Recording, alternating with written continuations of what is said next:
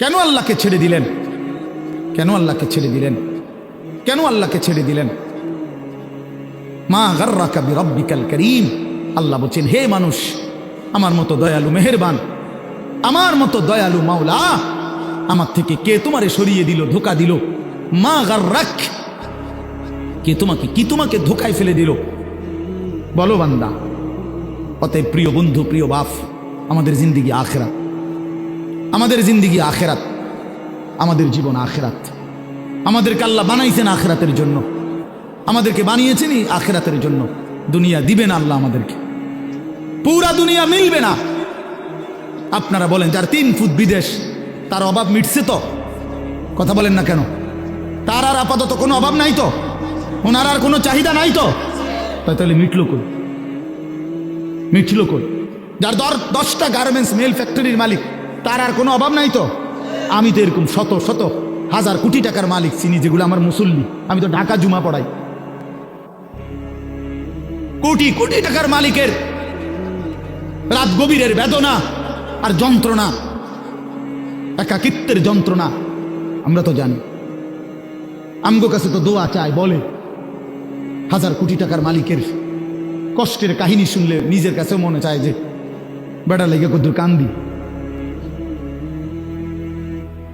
হ্যাঁ, স্বার্থপর এই দুনিয়া, আল্লাহর নাফরমানি করে। প্রিয় বন্ধু বাপ, যুবক তোমাকেও বলি, বয়স্ক বাবা আপনাদেরকেও বলি, দুনিয়া এই অসভ্যতা, নোংরামি আর হারাম, আল্লাহর নাফরমানি কাউকে সুখ দেয় না। কোন সুদখোর পৃথিবীতে সম্মানিত হয় না, কোন ঘুষখোর পৃথিবীতে সম্মানিত হয় না, কোন জুলুমবাজ পৃথিবীতে সম্মানিত হয় না, কোন মদখোর, নেশাখোর, গাঁজাখোর, ফুট্টাখোর, বাবাখোর, ডাইলখোর, ইয়াবাখোর, হারামখোর পৃথিবীতে দামি হয় না বেটা। কোন দুশ্চরিত্র বেপর্দা নারীকে পৃথিবীবাসী সম্মান করে না। উপভোগের পণ্য মনে করে, উপভোগের পণ্য, রাস্তার সামগ্রী মনে করে। এই জন্য হারামখোর সম্মান পায় না। বিল্ডিং তো করছে, কিন্তু মানুষে আইটা যাইতে আইতে আর থো সুদের টিয়া, দূর বাদ দেবে না। বাটফারের হদ্দার, সিটারের বাপ, লাভ হইল কি বেটা? তোর টাকা তো খাইয়া পড়লো, তোর টাকার ইজ্জত কই বেটা? তোর টাকার সম্মান কই বেটা? লোকে তো বলে লম্পট, লোকে তো বলে চরিত্রহীন, লোকে তো বলে সিটার বাটফার। এর চাইতে বড় লানত আর কি হইতে পারে ভাই বলেন? এর চাইতে বড় অপমান কি হইতে পারে? তোমার তো পরিচয় বদলে গেছে। তুমি ছিলা তো মুসলমান, তুমি তো ছিলা মোমেন। তোমার আল্লাহ বাটফারের ঘরে পাঠায় নাই, ইমানদারের ঘরে পাঠাইছিল। কিন্তু আজ তো নিজের আইডেন্টিফাই বদলে দিল। লোকে এখন বলে, সমাজে এখন পরিচিত হইল হারামখোর, নাফরমান হিসাবে, চরিত্রহীন, লম্পট হিসাবে। এই জন্য প্রিয় যুবক তোমাদেরকে বলি, বাবা, তোমরা যারা নারী ছবি, অশ্লীলতা নিয়ে, এই মোবাইলের নর্তকী নিয়ে, উলঙ্গ ছবি নিয়ে, বন্ধুদের আড্ডা নিয়ে দিন কাটাও, রাত কাটাও, প্রিয় ভাই মনে রেখো এই বন্ধুর কথা, তুমি পৃথিবীতে কোনোদিন দামি হবা না। তোমারে কেউ দাম দিবে না, দাম দিবে না। হ্যাঁ হ্যাঁ, প্রত্যেকটা গুনাহ মানুষকে 5টা ক্ষতি করে। 1 নাম্বার সাওয়াদুন ফিল ওয়াজহ, চেহারা কালো করে। 2 নাম্বার জুলমাতুন ফিল কলব, অন্তর অন্ধকার করে। 3 নাম্বার ওয়াহানুন ফিল বাদান, শরীর দুর্বল করে। 4 নাম্বার দাইকুন ফিল রিজক, রিজিক কমিয়ে দেয়, খাদ্য খাবারের চাহিদা কমিয়ে দেয়। আর 5 নাম্বার হলো বুগদাতুন ফি কুলুবিল খালক, মানুষের অন্তরে ঘৃণা তৈরি করে। আমি তো প্রায় বলি, এই যে তোমরা 2টা ছেলে মনে করো 2জন তোমরা বন্ধু, একসাথে নারীর দেখো, ছবি দেখো, মোবাইলে উলঙ্গ দৃশ্য দেখো। এই তোমার লগের হইতে যদি আলগা করে জিগাই যে তোর লগের হইতে কেমন, ওই বলবে যে উনি ডাইরেক্ট জোনায়েদ বাগদাদি। হ্যাঁ ওমা, ওই তোমার বন্ধু না? হয় তোমারে কি বলবে? বাইজিদ বোস্তামি স্বাস্থ্য ভাই। তো কি বলবে? বাটপার বলবে, বাটপার বলবে, চরিত্রহীন বলবে, লম্পট। যদি বলেন কিরে তুই এক লগে চলস, তার লগে তুই ওইটা কইলি কমা, তুই মন ধরে বালা কইব কেমনে? সিটারে তো সিটারই কইতে, বাটপারে তো বাটপারই বলতে হবে। এই জন্য নাফরমান ইমানদার নেককারের কাছেও নাফরমান, আপন বন্ধু নাফরমানদের কাছেও নাফরমান, অসৎ অসতের কাছেও অসৎ, সৎ লোকের কাছেও অসৎ। আর নেককার, নেককারদের কাছেও নেককার, অসৎ লোকের কাছেও নেককার। অর্থাৎ যে চরিত্রবান নামাজি, তার ব্যাপারে যদি একটা মদখোর গাঁজাখোরও জিজ্ঞাসা করেন যে ওই লোকটা কেমন, সে বলবে ভাই আমি খারাপ হইতে পারি কিন্তু উনি ভালো মানুষ, উনি ভালো লোক, উনি ভালো লোক, নামাজি মানুষ।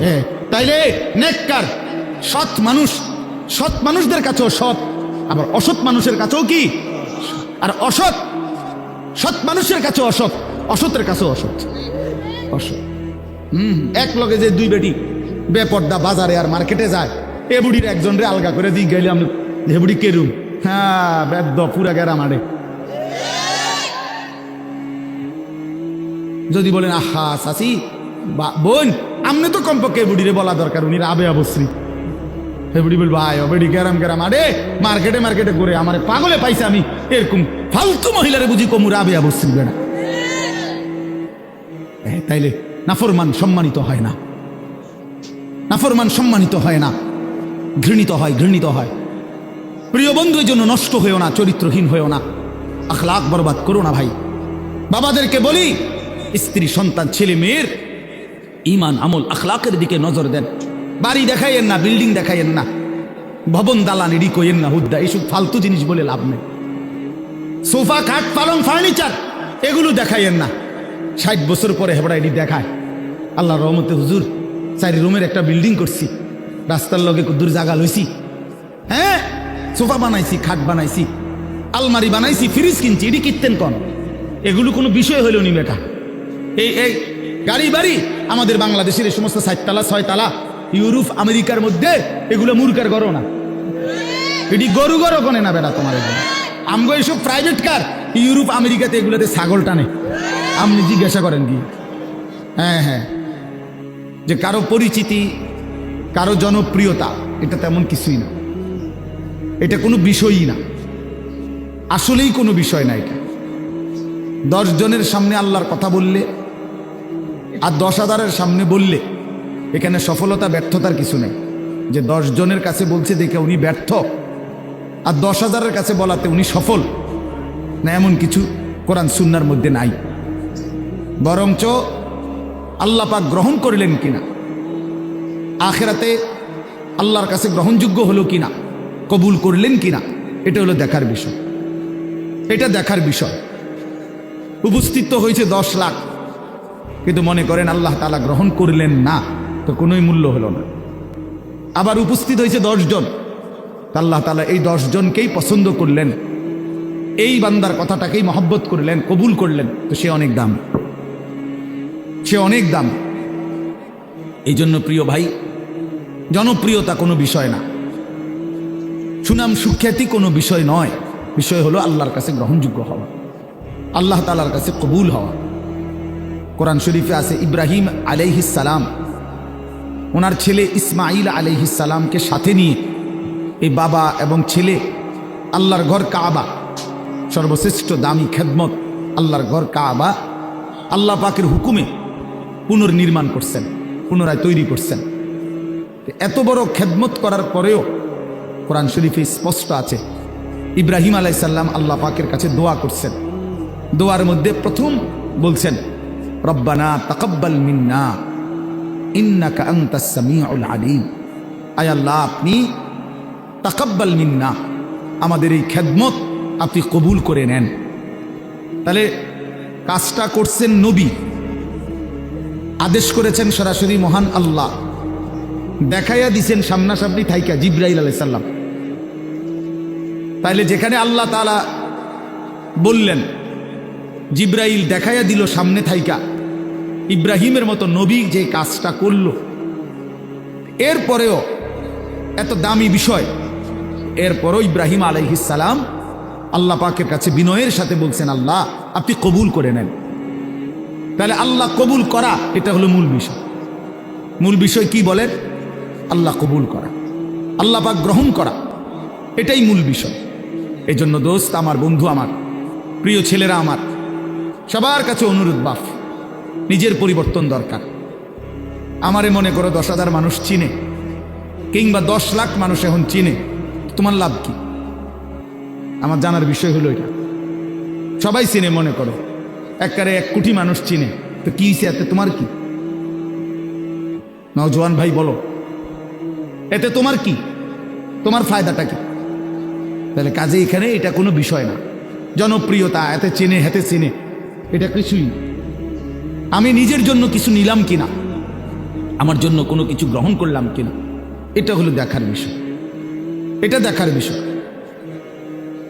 এই জন্য আমরা প্রত্যেকেই, এই শুধু আমার একটা ওয়াজ না, আমরা প্রত্যেকে ওলামায়ে কেরামের এই নসিহতগুলো, শুক্রবারে জুমার বয়ান ইমাম সাহেবদের এবং যে কোনো মাহফিলের এই যে ওয়াজ, ওলামায়ে কেরামের নসিহত, এগুলো মনোযোগ দিয়ে শোনা উচিত।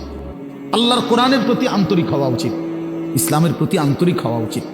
নিজের জন্য সবক নেওয়া, নিজের জন্য গ্রহণ করা, এটা দরকার, এটা দরকার। সাহাবায়ে কেরাম এটা বুঝতেন। এই জন্য নিজের জন্য নবীজির কাছ থেকে নিত্যদিন আমল জিজ্ঞেস করতেন। আইসা আইসাই নবীজিকে বলতেন, ইয়া রাসূলুল্লাহ মুরনি বি আমালিন দুল্লানি বি আমালিন মুরনি বি শাইইন। ইয়া রাসূলুল্লাহ আমাকে একটা আমল বলে দেন, আমাকে একটা নেক আমলের আদেশ করে দেন, আমাকে একটা নেক কাজের কথা বলে দেন। আল্লিমনি মিম্মা আল্লামাকাল্লাহ। হে আল্লাহর নবী, আল্লাহ আপনাকে যে ইলম দান করেছেন কোরআন সুন্নাত, আপনি আমাকে সেখান থেকে কিছু শিখিয়ে দেন। এই যে শিখতেন, জানতে চাইতেন নিজের জন্য। হযরত জুনদুব ইবনে আব্দুল্লাহ একজন সাহাবী, জুনদুব ওনার নাম, 14-15 বছরের সাহাবী। উনি বলেন, আমরা কিশোর ছিলাম, এই বয়সী আমরা 12-14 বছরের ছেলেরা কয়েকজন আমরা একসাথে নবীজির সাথে লম্বা সময় ছিলাম। কুন্না মাআন নবী সাল্লাল্লাহু আলাইহি ওয়াসাল্লাম ওয়া নাহনু ফিতিয়ানুন হাযাবিরা। আমরা উঠতি বয়সের যুবক ছিলাম, তরুণ। তো আমরা কি করলাম? নবীজির সাথে থেকে ফাতাআল্লামনাল ঈমান, আমরা রাসূলুল্লাহ সাল্লাল্লাহু আলাইহি ওয়াসাল্লামের কাছ থেকে ঈমান শিখলাম। ঈমান শিখলাম। তাহলে ঈমান শিখতে হয়, ঈমান বুঝতে হয়। শুধু কালেমা লা ইলাহা ইল্লাল্লাহ মুহাম্মাদুর রাসূলুল্লাহ, এটা তো কালেমা, বাক্য।